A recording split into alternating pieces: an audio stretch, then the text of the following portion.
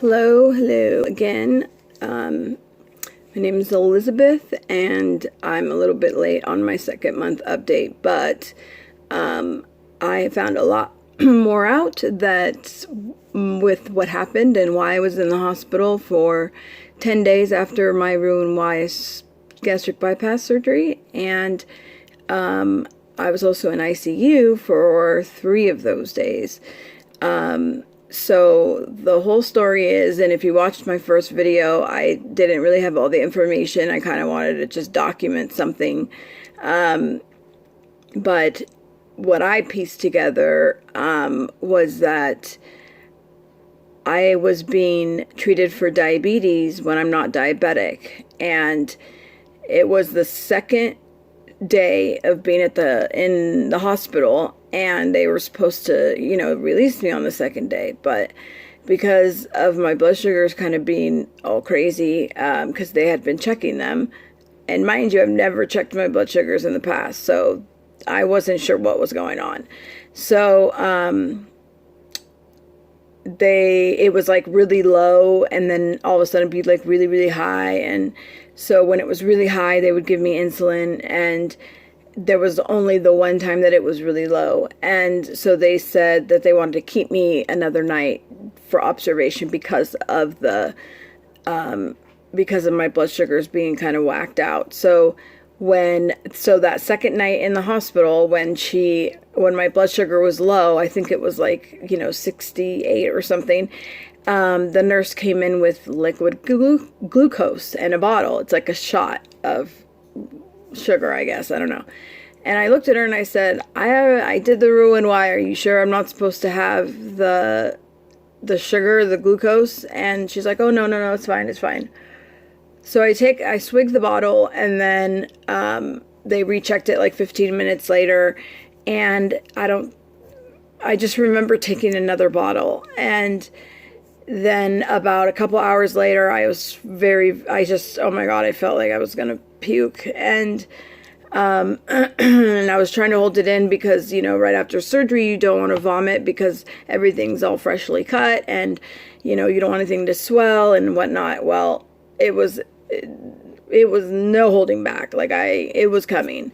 And so I vomited, and I did so for a while, and then I was like really hot and sweaty and clammy, and I felt like I wanted to crawl out of my skin because I was like so uncomfortable, and something was happening, and I just didn't know at the time what it was.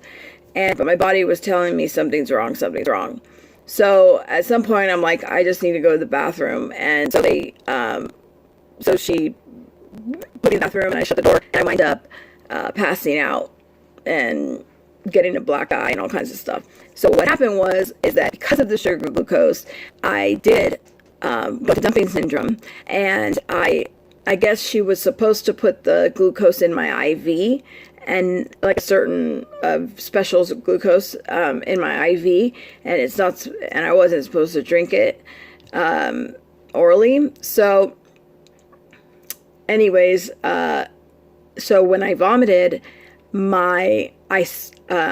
so with the Roux-en-Y, there's the Y that comes at the bottom where the remnant stomach, it makes the bile, right? And that's where right in that section right there where the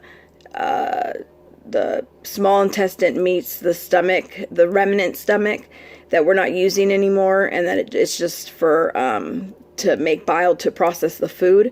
Right there where that meets, because of the vomiting that I did for a long time, I was vomiting for like 20 minutes. It was bad. It got swollen shut. So all this stuff got backed up into my remnant stomach, and it was full, and it had no place to go because it was swollen shut. So they, after I passed out,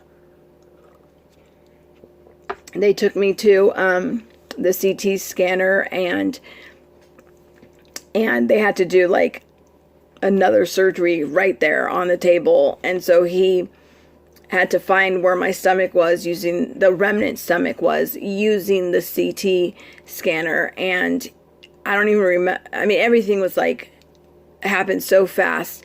And the nurse was wiping me down with those wipes, and before I knew it, they had put me to sleep. Not a lot.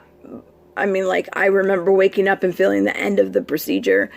But and I think that was because of my vitals were really, really bad at the time. So I guess when the doctor put the G-tube in my remnant stomach, which is like a suction kind of machine, it's to take out all the bile. The doctor had to get a bucket, and it was like this black, dark red liquid, and it came out, I think, like 1,000 mLs or something like that, like a lot. And then they put this like bag on that hooked to the tube, and it would just drain, and then you'd have to empty it, and it would, suction it out and drain it. And I had that for 5 weeks on my side. And anyways, right after they put the tube in my side, I went straight to ICU at the time because my heart was still at like 160 beats per minute. And I think it was just from all the trauma of everything going on. And my body was just, it was not doing good. So, after being in ICU for 3 days, they wouldn't let me get up during those 3 days. And so it was really hard for me to start walking again and all that stuff. So, and I went into my surgery 260 pounds. And, but because they pumped so much fluid in me, after the 10 days, I was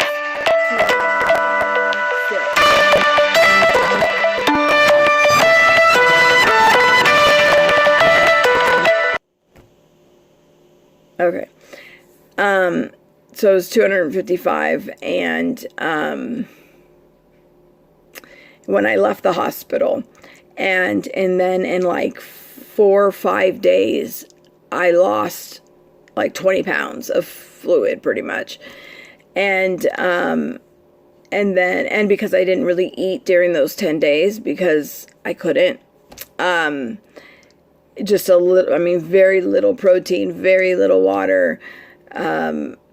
It was just a nightmare for me, but now it's all done and over with. I just got the G-tube taken out. My doctor said what happened to me is very, very rare. And so if you are looking into getting the surgery, don't let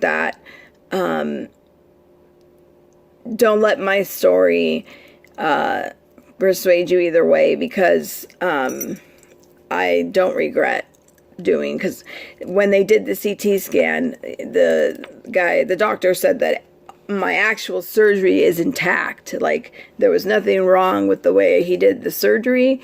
I don't think, because now everything works fine. So I think it was something to do with the way the treatment afterwards and treating me for diabetes when I'm not diabetic. So I guess my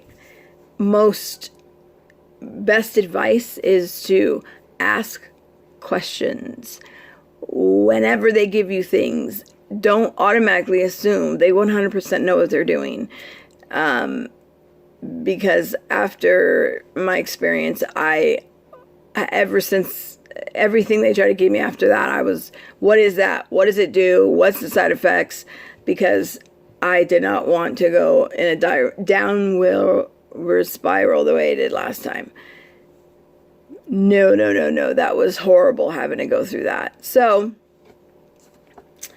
I'm still really not eating, because I'm like 6 weeks out, and I'm really not eating, like a ton of solids yet either. Mostly it's just like a tablespoon of tuna, a tablespoon of cottage cheese, a couple slices of avocado, and I got these like really tiny thin crackers, and there's only like 9 grams of carbs in like 10 of them, and I can only eat 1.5 every time I sit down, so it's very minimal. And it gives you the crunchiness, and that kind of satisfies that part of it. But you know, the Greek yogurts and some soup, and that's about it, because everything else I've tried does not go down very well. And so I've lost 45 pounds in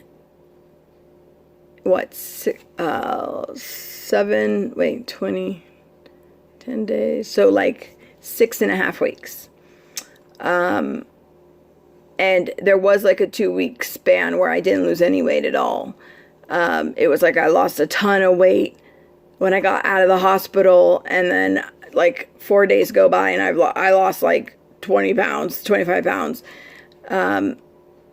But then for 2 weeks I didn't lose anything, but I felt different. Like every morning I felt and like could feel that my body was getting kind of smaller.